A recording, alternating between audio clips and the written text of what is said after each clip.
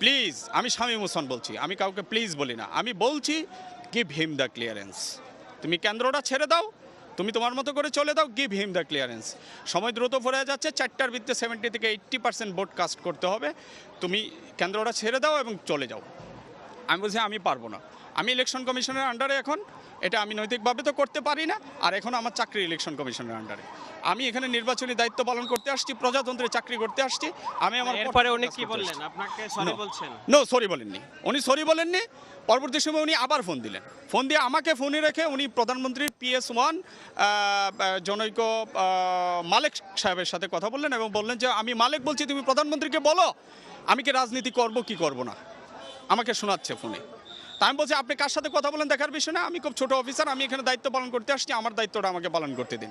বলছে কুত্তার বাচ্চা, শোবরের বাচ্চা, বাস্টার্ড, তুই কি পারবি কর, তোরা আমি দেখে নিব। এটা আপনার ফোর্সকে আপনার